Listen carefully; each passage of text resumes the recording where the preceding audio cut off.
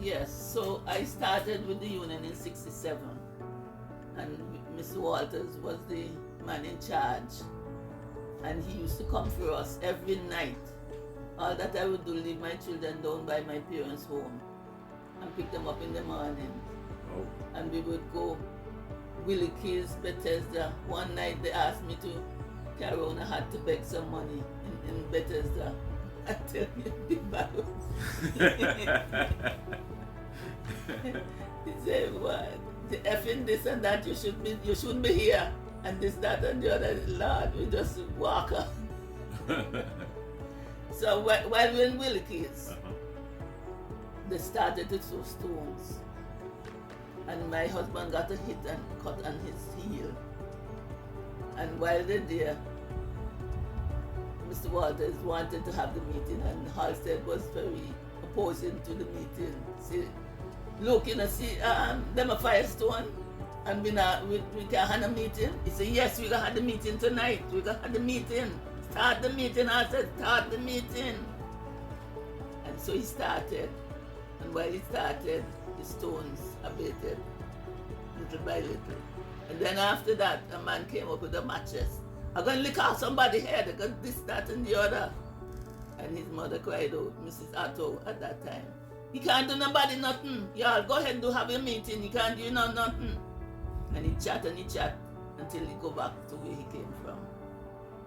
In Cedar Grove now, you would get stoned in there. You had to go there in the afternoon. We mostly go to Cedar Grove on Sunday afternoon. Tim Hector, how was he influential? Tim Hector came in when they started to unite all the different parties together. Mm-hmm. And he was running in rural South. He used to have his meeting down a place in Wenner Road they call Night Wake. Wide Awake. Yeah. And days where he had his meeting and so on. I used to attend his meeting. He wasn't influential because he was an educator, and he was fluent in his speech. And he was also the producer of the paper. The outlet paper. I think he was the editor. So yes, he was the editor. And one thing about Hector that I didn't like, he always praising Mr. Spencer. Every time we have a public meeting, he never find nobody so gentle like Mr. Spencer. And so much thing about Mr. Spencer, I said, no, this man here not all good. Anytime I see anybody go on like that, something not too right at the back there. And so said done. After time, he just said so much thing against Mr. Spencer and come out of the whole something. Saying, see, when I think that this man was really praising Spencer, he wasn't praising Spencer. So you have to be so careful with people and what they say to you at times.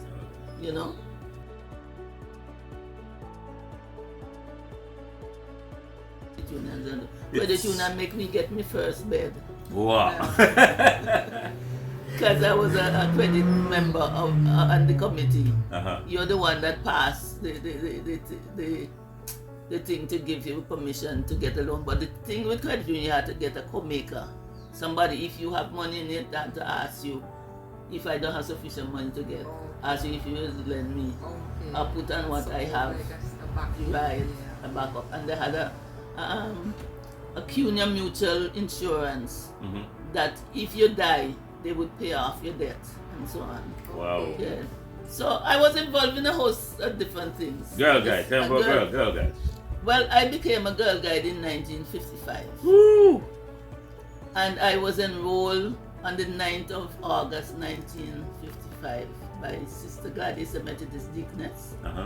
And the administrator's wife, Mrs. McDonald, and somebody else. It was a very rainy afternoon, I can remember. 9 of us were enrolled. And Mrs. Frederick was the first captain. You didn't call the leaders captain and lieutenant. The assistant lieutenant. And after a time, Mrs. Frederick became ill. She was the organist for a church and the headmistress for the school. And she became ill, and the girls were just dropping her. I said, Carl, not this. This can't drop off. And what I did, we went around in the village And I went to every home that had a girl or girls, and asked their parents to send them. And I started when I was 18. Started my own group now because Mrs. Frederick just fading away now. And in 1960, we had a selection of people going to England for the Jubilee. Now I just started in 50 something. And I went to the meeting because they had a list of girls. Went to this interview. We were interviewed by Miss Lovin, TOR lady, Miss Robinson, Sister Gladys, Mrs. Henry, Mrs. Flax, and a host of other ladies. And what? Yes. And we were upstairs in the manse. And so every time they call a name, you come down. And when I came down, they asked you different questions about Antigua. If you go to England, what you would tell them about Antigua and different things and so on. And you can imagine, I was selected. Now we just join the movement, and others they are in the movement long before you. They feel funny. Now they don't have the wealth of information that you have, and it became a little. Yes, you would feel, you would feel a kind of I mean, just come in. Yeah, and you don't got the top. Selected to go. So. Well, because of your intelligence, they probably did not give the right information. And you may know that I was a carnival queen too. Yes. What year was that? 58. Okay. Yes. Wow. So, and how you got your place? I didn't get any place at that time because in those days they were more looking for the town girls. Oh. I represented Hibiscus in my thing. And it just 2 shows that you had to do. The gown and 2 segments. Yeah, two segments, yeah. 2 segments. And you show yourself what thing you're going to do and so on. Okay. What I appreciate about Antigua yesterday, in the absence of cell phone and any kind of telephone, the word got around. Yes. And the people were dedicated to see a better Antigua. Love was in Antigua in those days now. Love. You couldn't be in a village and you're hungry. Somebody there to give you something. Village raise a child. Antigua yesterday. Everybody's so selfish nowadays. So I've been in that for all this time until up to now. I'm still in it. I have grand. I have girls. I have grand. I have great grand. Now I'm looking for my great grand. Wow. And church awarded me last year. Give me a presentation of a plaque or something. But you don't do these things to get these things, You do it because you have love in your heart for people. Love for people and love of country. Yes. And I like to work with young people. Okay. But these things come with a reward, you see? So you have to be rewarded. And it comes with a sacrifice too. Well, that is true. Yeah, because listen to me, sometimes you have to put your hand in your pocket and help them. Even buy uniform sometimes. I'm telling you. Thousands of dollars. As me tell my children, me could be a rich woman now. But you're getting it back in blessing. Yes. God is giving you back. You don't look for anything. You do because you love. And you want to help people and see people move on in life. In the Girl Guide, I had a stamp, I had a public stamp, $5 and $1. Yeah, you still have it. And yes, I have it. Yes, I still have it. Yeah. Your official stamps, they've done some official stamps. The Girl Guides. As commemorations. If you open, you see the bars there. Got that. So I was officially recognized on the stamps. Oh wow! $1 and $5. Yes, Nice. Nice. And I have a vase there they gave me. Mark the 50th anniversary. Wow. Okay. So in every organization I've been in. Turn it like that. Turn it on the chair. Turn it right around. Okay. Anything on the other side? No. No. Oh, just turn it. Yeah, turn it right around. You see? And Okay. She got government, she got awards from the Queen. And I get also. endless awards from the union. Wow. You see some of them up there. Those plaques and so on. Uh-huh. Up there. And I have some inside the bed. Go ahead. I have endless of those things. I say, Lord, I don't know where you're putting things. So, what rank you rose to in the Girl Guides? When you left? If I wanted to be commissioner, I could vet for it. But I don't want a commissioner. Even now? Not even now. Because you see, my mobility is not there. Okay. And it takes a lot to be commissioner. Uh-huh. They asked me, but I said no. Let me do what me do in my little village. And That's right. right. So, commission has a lot of work. You have to do correspond with this in England and that in the other Caribbean islands and host of things. You have to be responsible for a lot of things. I'm a full-fledged leader. Okay. I have my training badge. Look, we'll go in the jar, they bring the badge for me that I have. The first joy in the bedroom. I have my training badge. I have my campus license. Uh-huh. And I have my long service badge. Uh-huh. And that's about it. So that higher than captain and major and so? Yeah. Wow. So that's how it is with me with that part there. And I'm still active up to now. The church honored me last November. On that, I'm a choir member. I'm a fundraiser. I'm a building committee. And anything pertaining to the church.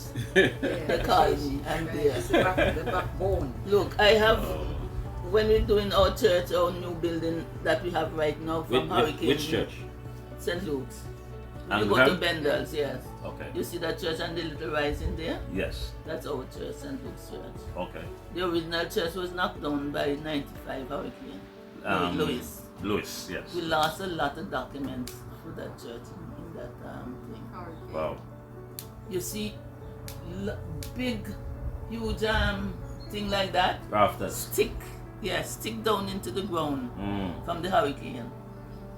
And we had to raise funds. We went back to it in 06. Okay. I was at the service. Yes, very nice. Very You nice, think yeah. when we raise funds, I stand up at Workers' Union and bake chicken, 7 cases of chicken one time. Woo. With Tiny Yes. and Miss Brown and what the other lady? I forget what lady. Muriel and all of them. Uncle Miss Brown alive from that group now. Wow. So, with reference to resistance from the then government, you had any tear gas experience? Yes, that is what I was saying when we were.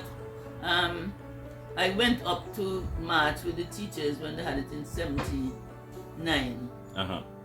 and I had to run like the devil with the tear gas.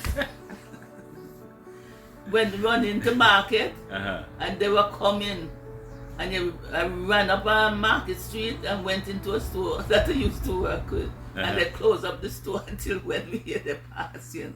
But after the afternoon, that was I was telling you all, they came down with the real bullets now, and they pelted at us, and the red squad. they were in this big truck, and had all the helmet and everything. A Kang, they call the truck. Yes. Yeah. Kang. And the point people make a barrier across by the rum shop there. Okay, yes, I know where you're talking. Right. And that seemed to get them mad. And they started out on us. We had to crawl on our bellies. Masses house, they call it. Masses right? house, yes. Masses house. And we had to crawl. When they pelt us north, south we run north. When they pelt us north, we have to run back south. When they pelt us west, we have to go east. And so we had it until when them Cease. Well, in the riot in '68, they were I wasn't in town that morning, but we heard about it. They shoot a fellow was going to school. They shoot a woman in her house. She was pregnant in Point. Wow. They put a bullet to Mr. Daniel's mother's Bible in Grace Farm. The time, I don't think she died. She was dead yet. And they did different things. And they had this night of curfew.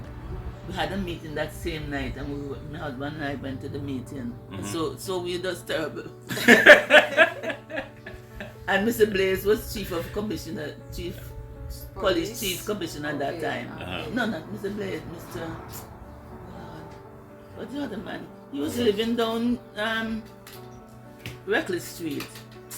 He was a Dominican too. And he came and he told us, he said, the curfew is on. The people are here, but tell them whatever you have to say right now and dismiss them. Because anything can happen. Right? And so they say a few words to us and then dismiss us. Oh, and another time, when they dismissed Mr. Walter told the people of the dismissal. But when they tell Mr. Bernal, come and tell us why you dismissed this man. And he had a meeting at the recreation grounds. This was the falling out between the two of them? Right. Okay. And the night we went in, because there was a south gate, so you could walk from the south and go into the recreation grounds. And we were all settled, the meeting began, and then when Mr. Bird time come, he said that people in Wattle Dog House. And the people say, we didn't come here to hear nothing about no Wattle Dog House. Wattle Dog, yeah. And stone and bottle start the fire. So me always in the room. Stone and bottle start the fire from all directions. And then my husband get ourselves out to the south gate and over the hill into Mount and come home. So I was always in some kind of drama. Yes, I'm very proud to be a member of the City South organization, and I do hope that we can bring it together and unite with one another.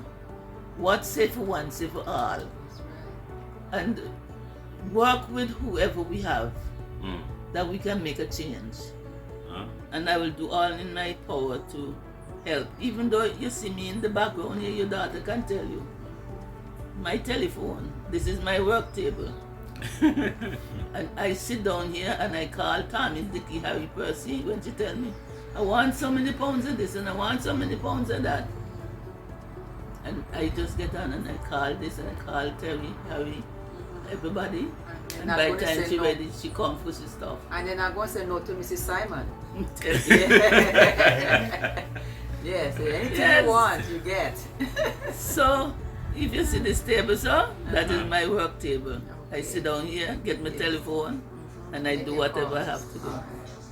Even my guys too, one time in 05 I was sick, and I organized on my sick bed a tea party. All I tell the other leader after me, I said, go to so-and-so and pick up that, go to so-and-so and pick up that, go to so-and-so and pick up that. Where you have the telephone for? Yes.